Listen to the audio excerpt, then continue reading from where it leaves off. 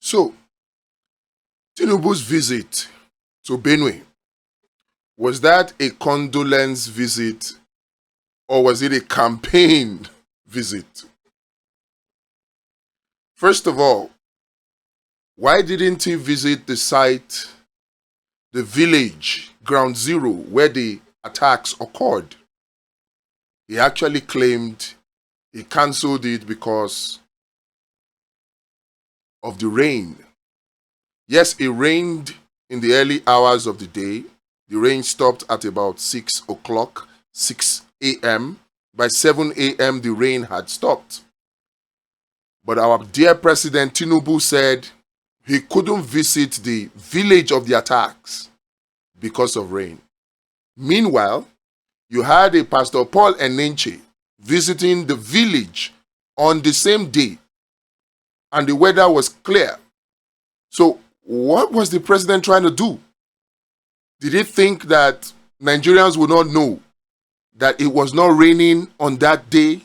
Why did he use the excuse of rain? Why did he have to meet inside a hall? Why was the chairman of the APC there? NSA, governors of all the North Central states.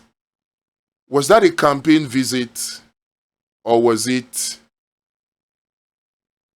a condolence visit? I have said it before and I'm going to say it again.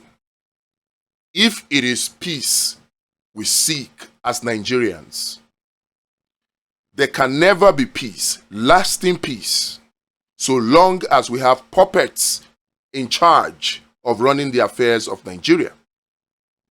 The Tortiv made a speech, and in that speech, he actually called the incidents a genocide.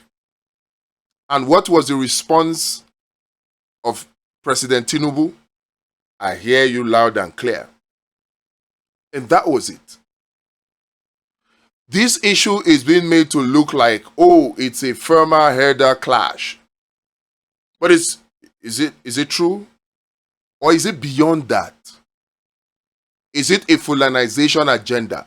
We saw the video that is going viral now of a Fulani that has come out to claim that this is just the beginning, that more will happen. Well, we know this is not the beginning because this is not the first time. They've been doing this for years. We suffered it 8 years under Buhari. And now, 2 years under Tinubu. So that it will continue. Yes, we know. But is it because of a Fulanization agenda? Partly. Is it a foreign influence? Most probably. Is it possible that the foreign influence are using the Fulanis, feeding into their deepest dark desires to get the Fulanis to submit themselves to be used to perpetrate this so that the foreign influence can achieve their goal? Very, very likely. I'll say it again. Is it peace that we seek? Will the visit of Tinubu to Benue bring about lasting peace in Benue? Will it stop the insecurity, the needless loss of lives, destruction of properties? Look at the people that were killed in Benue, brutally killed, and then burnt. Will they stop? Will they stop in Plateau? Will they stop across the length and breadth of Nigeria? I'll say it again. So long as we have puppets in charge of Nigeria, we cannot have lasting peace. We cannot have development. What we'll have is this chaos, this impunity, this destruction, backwardness, underdevelopment. That's all we're going to get. And it serves the interest of the foreign influencers. Just that we are the ones that are left to bear the brunt. So, lasting peace? Then we can't have it with these puppets in charge. And yet, we cannot kick these puppets out without free and fair elections. So instead of calling on Tinubu to give us peace, to call on the security agencies to do their job. I'd say don't waste your time.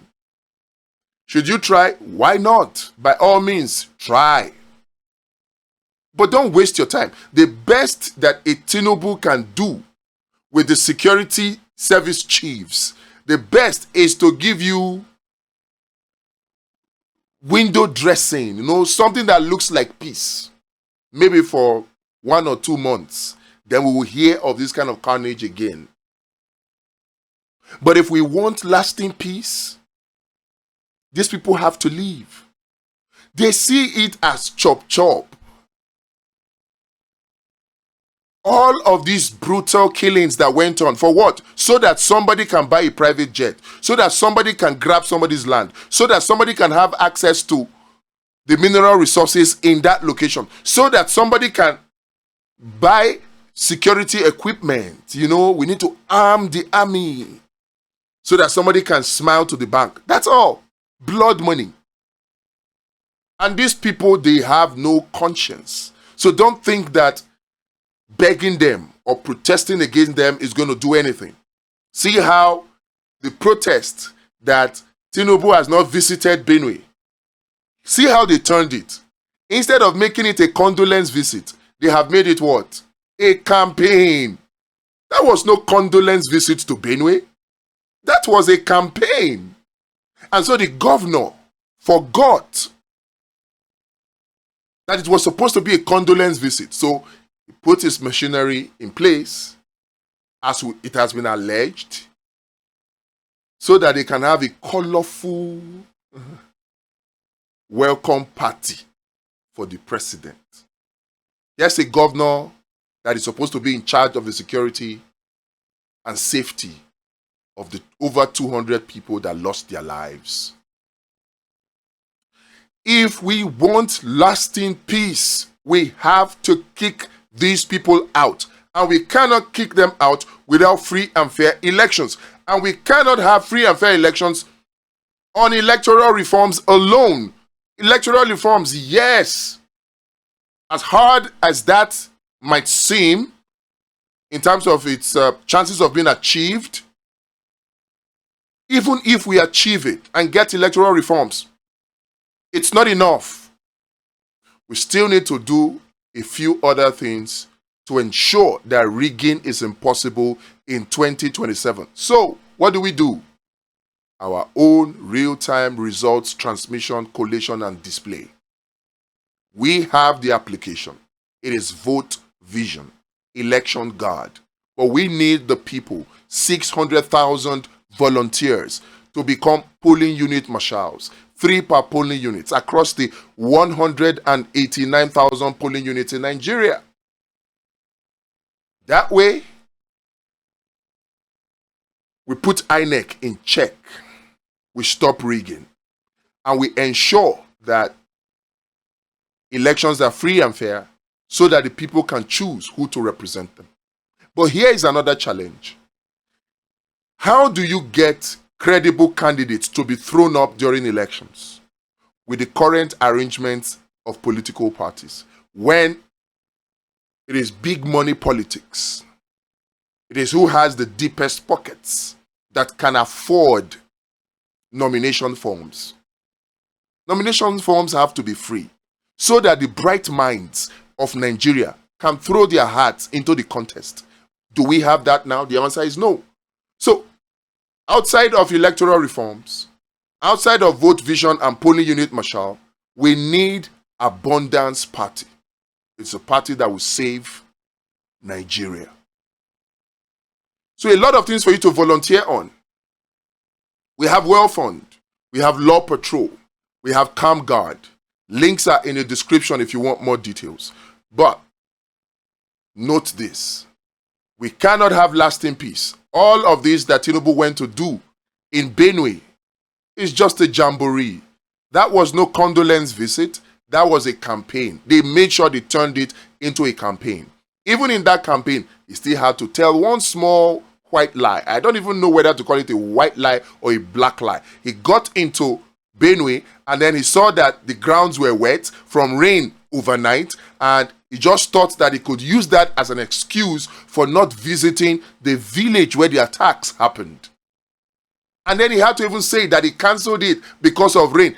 And then because of bad roads. Imagine a government using its failures to provide good road as an excuse for not visiting the incident of another failure to provide security. And then citizens lost their lives. Imagine that. But look, we can go on and rant and try to explain the problem to paint a picture of how evil Tinubu is. Will he help?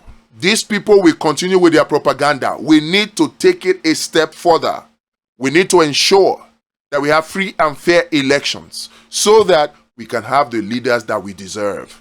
Links are in the description again. Join us. Let us do this together.